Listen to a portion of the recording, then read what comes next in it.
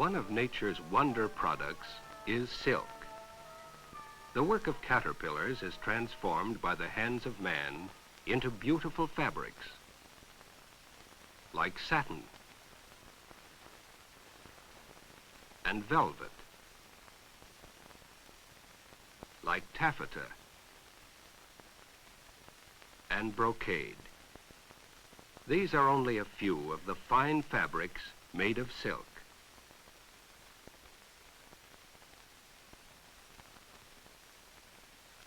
The first silk fabric was woven in China about 5,000 years ago. Much later, the silk industry was carried to Europe on the same road that was to be traveled by Marco Polo.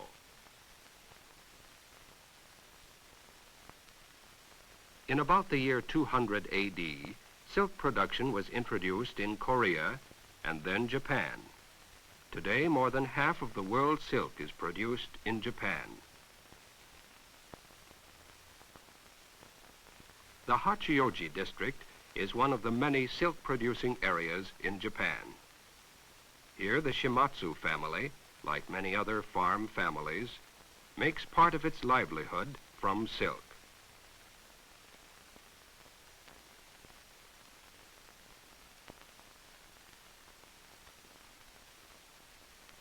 The Shimatsus grow many mulberry trees on their farm because the leaves are needed to feed silk caterpillars. Mulberry leaves are the only food that silk caterpillars will eat. And the better the leaves, the better the silk.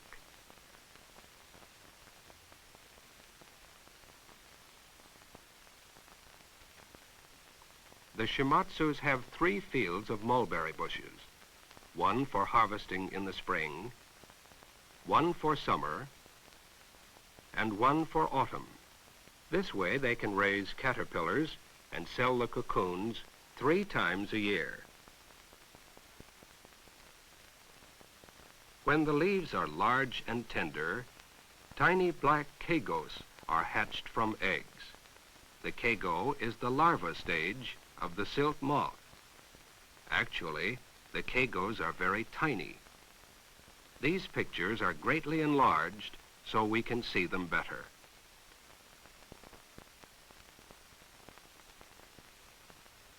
In the next few weeks, Mr. Shimatsu will gather many baskets full of leaves.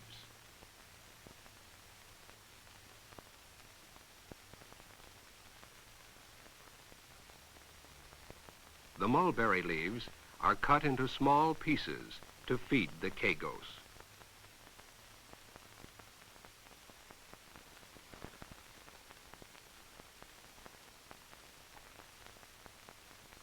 As the caterpillars grow larger, they take larger pieces of leaves, which are chopped in a simple machine.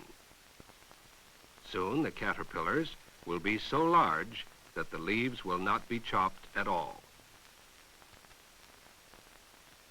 During the first 24 hours of their lives, the young caterpillars eat several times their own weight. In a few days, they will turn from black to white. They have begun an amazing growth period. In just 4 weeks, they grow to be about 10,000 times larger than when they were first hatched. That's why they must have large quantities of leaves to eat. It is also why their skins just can't grow fast enough to keep up with them. So every 3 or 4 days, the caterpillars will stop eating, sleep for 1 day, and shed their skins.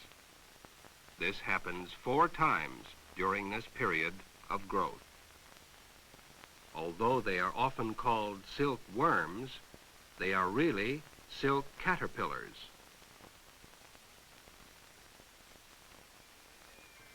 Their appetites are enormous.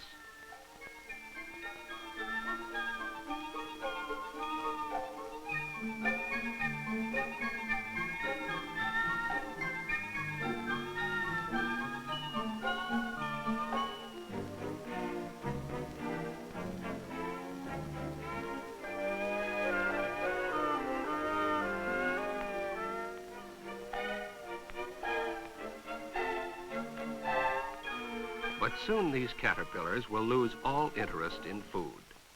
They will move around nervously, but won't eat a thing.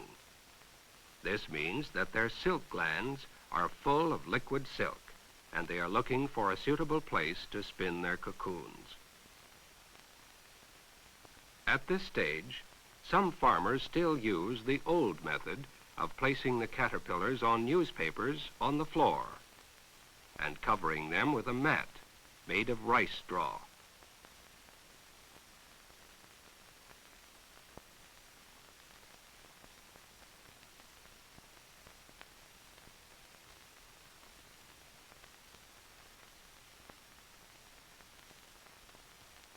But the Shimatsu family has a better method.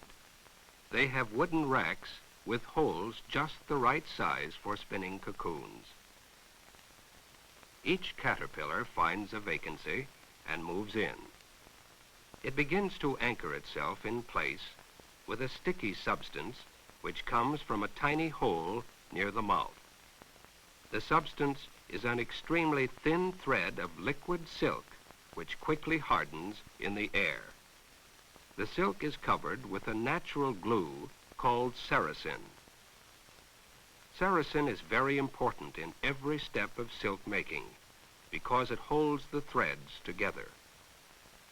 The caterpillar continues to spin until it is completely enclosed in a ball of silk called a cocoon. It takes about 3 days to complete a cocoon.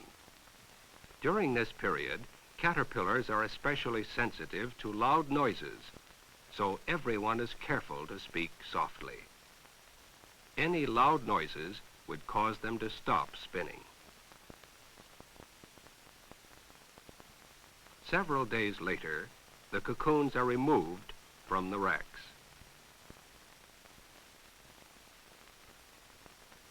If we look inside one of them, we will see that the caterpillar has become much smaller and has turned into a pupa. If it were left alone, the pupa would turn into a moth and work its way out of the cocoon. Of course, this ruins the cocoon. The female moth mates with a male and lays about 500 eggs.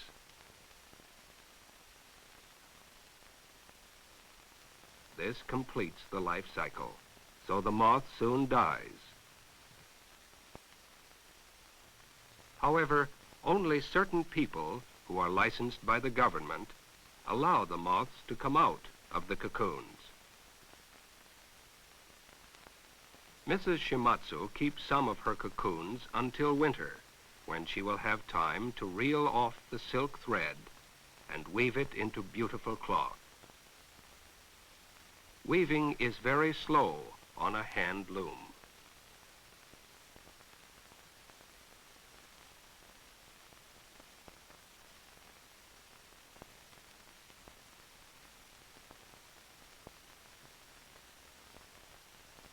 Most of the cocoons are sold to a factory called a steam filiature. Here they are given a heat treatment to kill the pupas inside them. They are carefully inspected. The ones that are damaged or discolored are taken out. Boiling water softens the sericin or glue so that the threads can be unwound easily.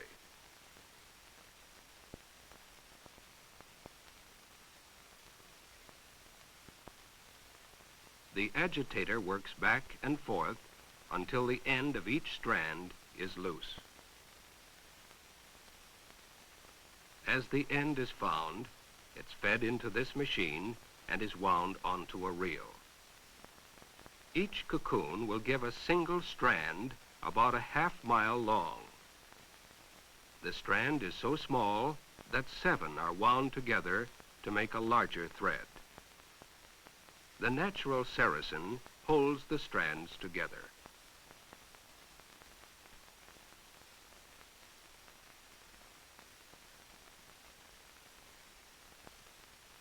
The newest machines do more of these steps automatically, so that each worker can produce many times more raw silk.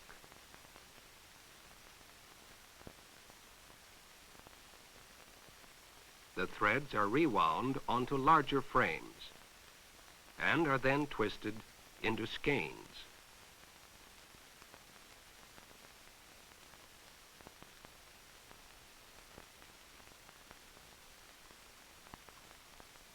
Almost all of this work is done by girls. Most of them are farm girls who have come to the factory to earn more money. Living in the dormitory is quite different from life on the farm. Their rooms and food are furnished by the company. After a few years, the girls usually get married or return home.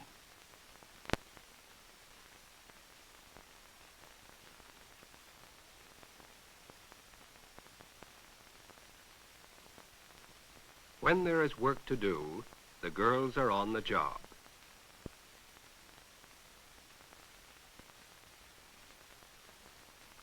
"30 skeins of raw silk are packed into a bundle called a book.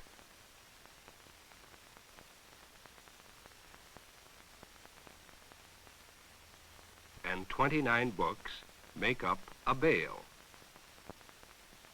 Before they are sold, the bales of raw silk must go to a government testing bureau.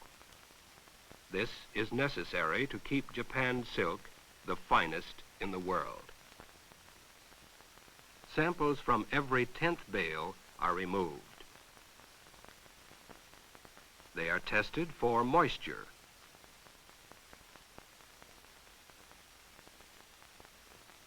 for size,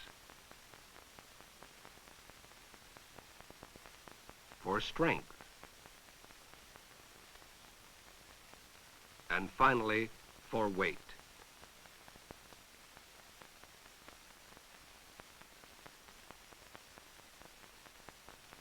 Some of the approved silk is shipped to other countries, so it is packed very carefully. The bale is first covered with a cloth bag, then a stiff paper bag, and finally a heavy matting.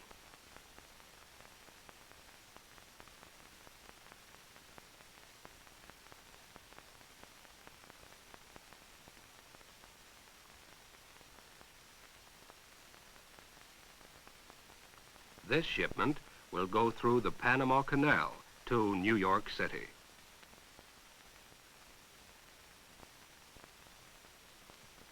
It is loaded into special compartments on the ship because each bale is worth several $100s.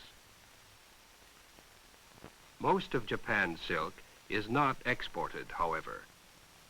In Kyoto and other cities, the raw silk is woven into cloth. The threads are doubled and twisted. The sericin is removed. Although much of the weaving is done automatically, it still takes people to thread the looms and the shuttles.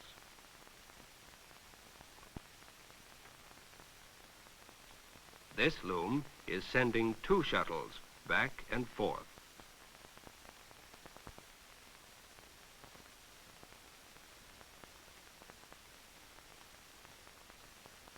The finished cloth is carefully inspected for flaws before it is washed in a river. Some rivers in Japan have just the right chemicals for fixing the dyes.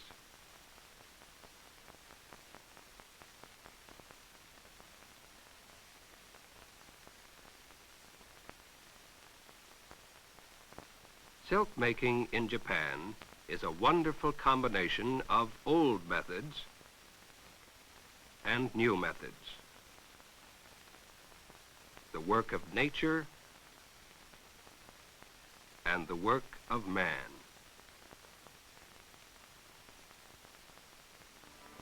Silk was once as valuable as gold because it was the world's first truly fine material.